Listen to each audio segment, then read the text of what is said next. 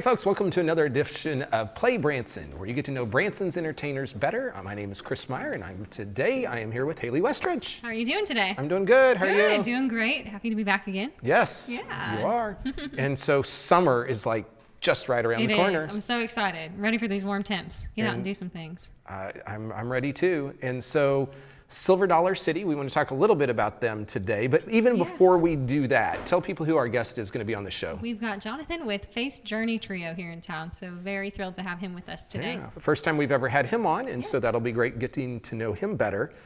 Silver Dollar City is doing a lot of new things this summer out at the theme park. Yeah. And so this is obviously their big time of year. Right. But so they've got Kid Magic out there. And when we say Kid Magic, it's kids doing the magic. Yeah.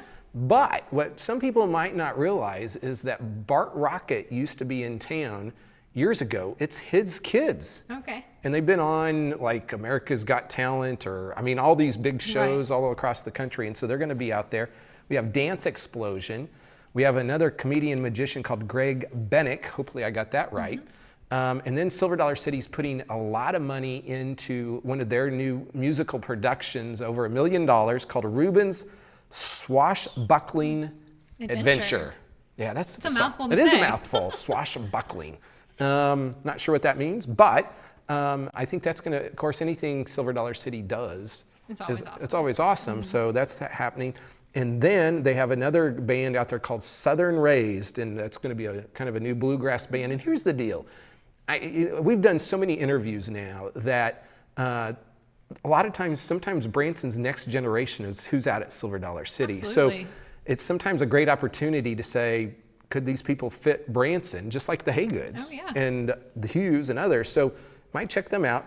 And then there's a new Echo Hollow show happening out there. I'm super excited about it. And so there's some Branson entertainers that are well known that are going to be in that show. Yeah, you got Tracy Houston, Josh Carroll, I think Mike Jackson on drums. So. Yeah, and gosh, who's the other guy? Alan Asbury. Oh, yes. Yeah, he's going to be on there too. So lots of different shows. This is kind of their year of shows and festivals out at Silver Dollar City, plus tons of rides, of course, great food.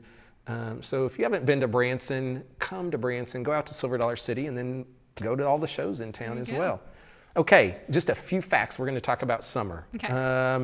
There are 650 million long-distance summer trips in summer. That's a lot of trips. That's a lot of trips. It is.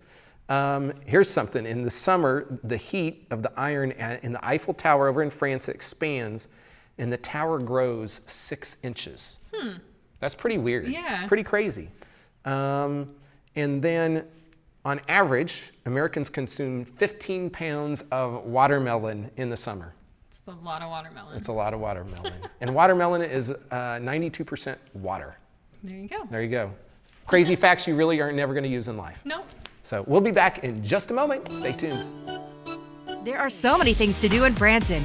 You need help planning and booking all your fun. You need iBranson.com. You can find everything Branson has to offer from your computer, tablet, or cell phone. You can even buy tickets online or talk to one of their friendly Branson travel specialists. There's no sales pitches, no delivery fees, no service fees, and no waiting. It's fast and easy. Find your fun at iBranson.com. Do it all online or call 877-ENTERTAIN. That's 877-368-3782. iBranson.com. Hey folks, welcome back to Play Branson, where you get to know Branson's entertainers better. And today we're with Jonathan Edwards with Absolutely Country, Definitely Gospel, ACDG. That's right. I like that, Yeah. ACDG. It's a whole lot less than saying Absolutely Country, Definitely Gospel every day. Yeah. So welcome to the show. Thank you. And so tell people about your background and history, and then we'll talk about the show in the second half. Sure. Well, I grew up a preacher's kid. Grew up in Kansas. I was born and raised in Kansas. As much as a preacher's kid can be raised in one place, we kind of move around. I lived in Tennessee and Texas, but grew up, and I tell folks everywhere I go, I grew up a preacher's kid, then an independent, fundamental, Bible-believing, King James 1611, culotte-wearing Baptist. And I didn't. Strict house. Strict house, yeah. I didn't have television, didn't listen to anything but gospel music. In fact, I tell folks I didn't even really know what country music was till I married my wife 7 years ago, and then she kind of introduced me to it. And so I grew up in Kansas. I graduated high school in Springfield, Missouri, and went to Baptist Bible College. And after that, went into the ministry for 8 years. And after that, moved back, got back into radio, which I did when I was in college, and been there 10 and a half years until 2012, and we started traveling and singing full time at that point.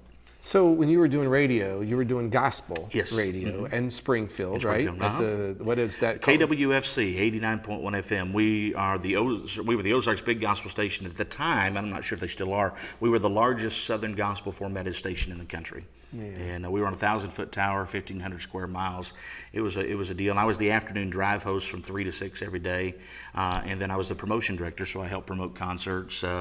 Plane cruises, vacations, Branson days out. We used to do that all the time when I was up there in radio, and so I had a good time with that. They say I had the face for radio, so that's it worked out pretty good for me. So It's always TV's new, I don't know about that. It's always interesting on radio when you listen to someone, you have this vision of them. Yeah. And then you see them, and sometimes it matches up, and other times it doesn't. You just never know. Yeah, I've had both. I've had people look at me and go, "Boy, you sound bigger," because I'm short. I'm 5'8". You sound like you should be taller than you are, and then they look at me and go, I don't know, that voice coming out of your body doesn't work, but it is what God gave me. So, So I just have to ask, as a preacher's kid, because my mom was a preacher's kid, Okay. I'm just curious, were you really rebellious, or were you just No, I rebelled maybe later on in my life, but not when I was growing up. I enjoyed it. I didn't think anything different of it.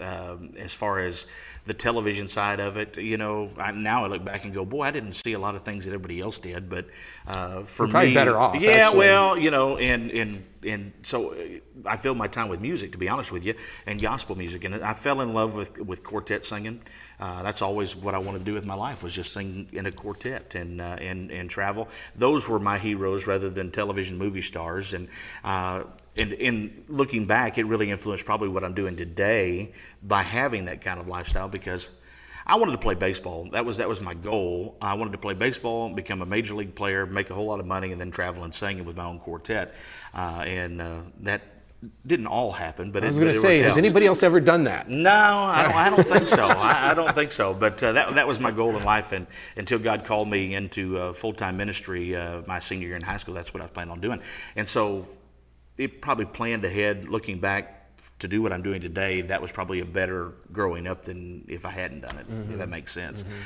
So it's I know a lot of, I tell folks, though, the reason preachers' kids are as bad as they are is we have to play with all the deacons' kids during those deacons' meetings, and they influence us to make us bad people, Oh, that so was good.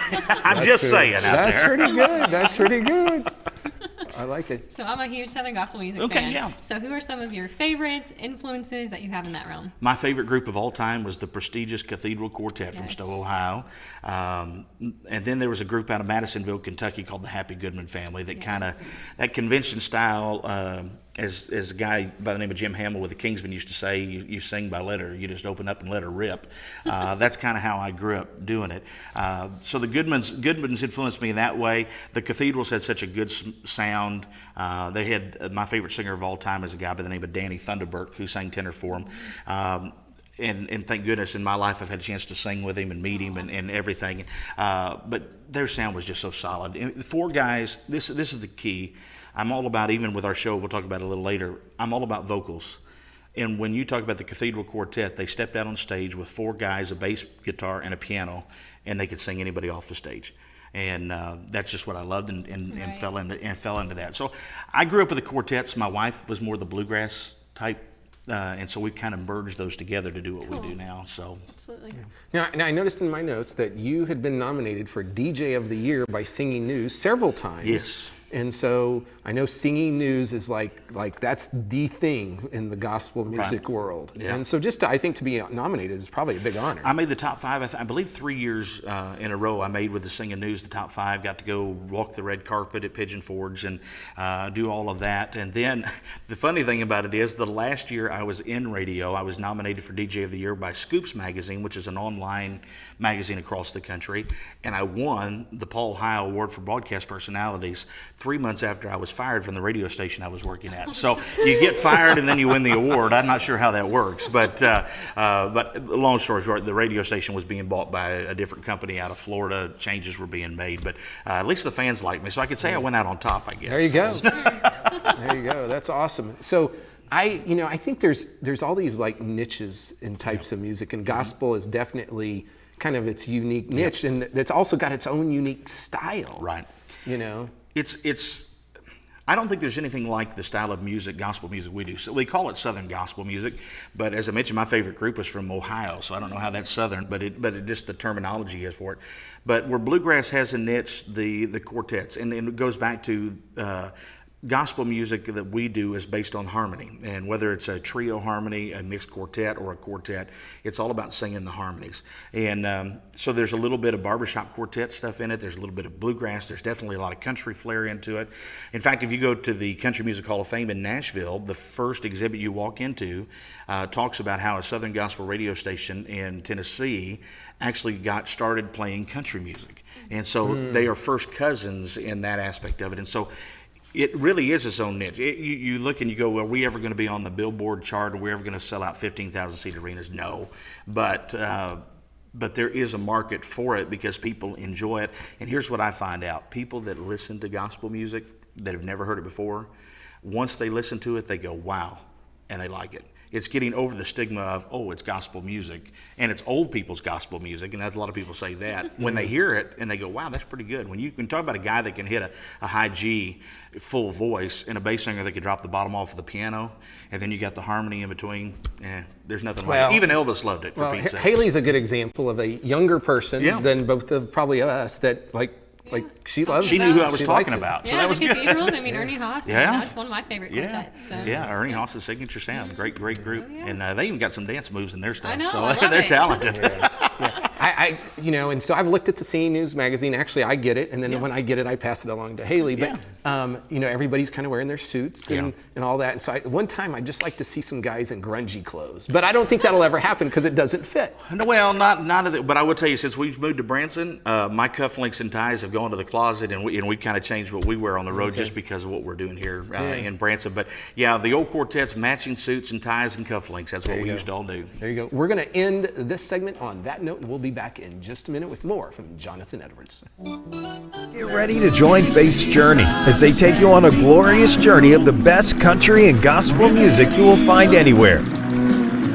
You will hear classic songs, great harmonies, as well as enjoy an up-close and personal interaction with Branson's Terry Awards Dinner Show of the Year and 2019 Gospel Group of the Year. So sit back, relax, and enjoy a show created just for you. Absolutely country, definitely gospel. Hey folks, welcome back to Play Branson. We're here with Jonathan Edwards with the band ACDG. Oh, no, you just thought, if you didn't see the last segment, you probably thought ACDC, but that's not it. Absolutely country, definitely gospel. Yeah. So tell people about the show and what you're doing here in Branson. Well, we ended up in Branson kind of on an accident, I guess it was. As I mentioned, I got let go of my the station job and said, what do we do? And my wife said, well, let's travel full time. That's what we felt God was leading us to do. So we did. We spent the first 6 months to a year on the road full time, and I had a buddy of mine who was doing a show in Branson.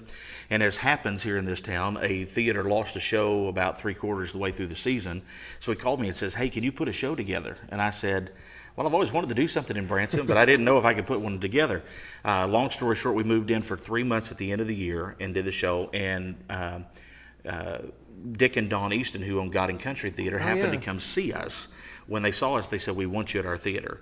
And so we moved out of the place we were at the God and Country Theater, and we did that for 2 years there. And then it sold to Jerry Presley, and we moved at that point over to the Uptown Cafe and Dinner Theater. And growing up a preacher's kid and growing up a Baptist, anything that has food and music is my kind of thing. And so we ended up, they said, we'll let you do the lunch show. So our show includes a meal, and then we get a chance to perform after that. And so really nice, intimate setting. And the show's developed. When we first started in town, it was called Positively Country, definitely gospel, because we wanted to make sure we did everything that we could to sing positive songs. But in this town and any other town, marketing is key, and A comes before P, and so we changed the name to Absolutely Country, and it's kind of worked. And then the ACDG thing kind of grew out of that. Yeah. So we've been doing the show. This is our 5th season here in Branson. So, and we were honored last year, 2018 Dinner Show of the Year award from the Terry Awards last year. So we were very honored to win that. Okay. And so what can people expect during the show? Good harmony, classic country music. And when I say classic country music, the newest song we do is 2005. We do Craig Morgan's What I Love About Sunday. But other than that, I feel like some shows in Branson skip over 20 years of what I call good country music. You go from the 60s and 70s, and then they all want to go to the 2000s. Well, the 80s and 90s are full of great country music, and so that's what we do. We do songs like Try a Little Kindness, Lord, I Hope This Day Is Good, Brooks and Dunn's Brand New Man, Pure Love, Ronnie Millsap, my wife does Coal Miner's Daughter. It's just a wide variety, but everything we do, we try to add the harmony aspect of it. So where you go to some shows and you got harmony singers singing in the background and no lights and you can't see them, we are a trio. When you come to see us, you expect to see a trio. And if you don't hear good vocals and good songs, then that's on me. But because of where we're at, I don't rely on.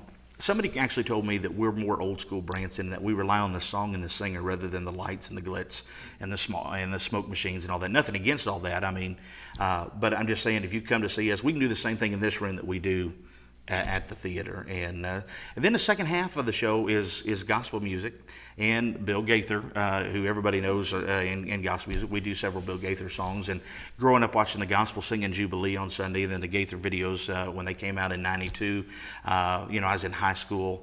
That's kind of the brand of gospel music. And the best statement I think I've ever heard about us is that when you come see our show is, one, the vocals are good, the harmony's good, but our gospel is really true gospel. And I made this statement, and not to bad talk anybody, because I don't think it is. I just think it's a compliment to us. They say, you really sing the country music professionally, but when you get to the gospel music, it's like it just kicks in for you guys. It's almost like you laid back. In fact, Josh Clark's the one that when he reviewed our show, said that. And I said, well, this is the difference. The difference is that most people in town singing gospel music are country singers that sing gospel music. We are gospel singers that can sing country music. There you go. And so there is a drastic difference in how we approach it, in how we just sing and perform it. And I try to do all the country with as much respect, close to as accurate as we can to what the original was. But then you get to the gospel and it becomes heartfelt, and it just kind of shines out of all of us in the show. And I think that's a big advantage in doing a show that's country and gospel, is that we kind of lay back and you enjoy the show. And then, boy, when we get to the second half, people walk out and go, we did not expect this. This is way more than what we expected. And that's kind of what we want to leave people with. Yeah. So you've got the trio, and you mentioned your wife is a part of that. So tell us the other group member's name and just a little bit of background info about both of them. My wife is Dina Edwards, and she is from Atmore, Alabama. She's a southern girl, and we married 7 years ago when I moved her up to this part of the country. She started singing harmony at a very young age, 4 years old. Spent 20 years traveling singing with her family group down in Florida and Alabama. Our tenor singer is Josh Adams. He's from Rogersville, Missouri. 27, plays piano, bass guitar, does a great job singing tenor for us. It runs all our sound and stuff on the road. He's just a talented guy. And he has that Colin Ray smooth type voice, and so it gives us a different dynamic. And then I have a piano player that plays with us by the name of Lee Hendricks, and Lee plays for us, but he also plays for Mickey Gilly. And he helped co-write a couple of songs, but one huge song in gospel music with Bruce Haynes from here, called Praise His Name. And they were both on staff at the church in Hollister when they wrote that. And so Lee does the Ronnie Millsap and plays the piano, and we just have a good time with it. So if somebody wants to come see your show, do they because it's at a restaurant, do they have to purchase tickets ahead of time? Can they just show up, or how does that all work? You can do both. I mean, you can walk in. Now we'll tell you, we're a small place. We don't have the big theater seats and all that. Right. But as far as just coming in, just plan to be there early. 12:30. They start serving the meal at 1:30 for the show, and then the show goes to about 3:30. And so plan to come and have a good time. But you don't have to make a reservation. But you can find your local ticket outlet, or you can come by the cafe and just say, hey, we want to come see ACDG, and they'll set you up with that. Okay. And so if people don't know where the restaurant is, Uptown Cafe, and some people call it Johnny B. Good's Uptown Cafe, whichever one. But if you're at the Titanic, head south on Highway 165, and it's right next to the big water tower, and it's kind of a blue building, and there used to have a little like yellow car out in front of it. A little Henry J. Taxi cab sits out in front. Yeah. And so I tell people, find the Titanic, walk out their door, and look to the left, you'll find us. Yeah. So. And so it's just real close off, right off the strip there, Right. and then the restaurant itself, last time I was in it, at least had kind of a 50s diner feel to it. It is. And the choice you get with us is steak burger and fries, soup and salad, soup or grilled cheese, or a ham-breaded pork tenderloin sandwich about that big, and fries, dessert, and everything. And that's on the menu for our show. Good food and good time, and a relaxing, intimate, up close and personal atmosphere. Okay. Awesome. So you guys tour as well then? We do. We travel about 120 dates a year on the road. And so I think we're one of the only groups here in Branson that does a show that still travels during the season. And so we will be doing our shows Tuesday, Wednesday, Thursdays, and then we will head out every weekend on the road. And we've been as far east as South Carolina, far south as Texas, as far north as Illinois, and up in even to Michigan. And so we get a lot of miles on the road. And where can people find these dates about where you guys are going to Two be at? websites, www.faithsjourneytrio.com, that's FAITHS, journeytrio.com, or acdgbranson.com. And so when you're on the road, it's not called the same thing. So your Right. Faith's Journey Trio when Correct. you're on the road. So maybe in your hometown, they're there. Be sure to check them out while you're there. And then in Branson, go to the Uptown Cafe. And the time again is at 12:30, 1 o'clock for the lunch and 1:30 for the show. Okay. Yep. So you guys can do a lot of stuff in the morning, go to this show, and then still really have time to go to other shows That's in exactly the evening. right. Yep. So that time frame.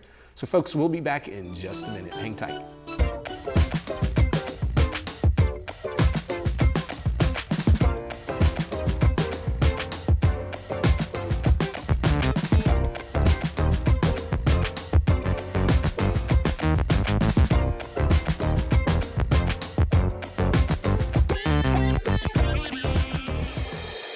Hey folks, welcome back to Play Branson. We're wrapping the show up. We had Jonathan Edwards on. I thought that was a really good interview. Absolutely. And so it's Memorial Day weekend now. Yes. Or it's about that. Right. It's coming up. And so there are some things that are happening in town. And I didn't know some of this, so thanks for putting it on the list. But we have food trucks over at Tanger. That's like a big thing now. And they said, and they're having a concert Apparently, yeah. with Rosy Hips And members only. I think Yeah. that's at the Landing though, not at Tanger. Okay. Well, that's not what you. That's not. Anyway, members only. 80s kind of tribute rock band. They've done a lot of stuff here. I don't know really much about Rosy Hips. I don't either. I saw that name. I was like, that's interesting. It is, So- and they're having a fashion show at Branson Landing the first as 15 well. minutes prior to the concert. There you go. Fireworks at the Chateau on the Lake in Big Cedar this weekend as well. And just, man, Memorial Day is kind of like the start of summer. Yes. You know, people are ready to get out on the lake, so hopefully the weather will be good hope so. and all that kind of thing. Yeah.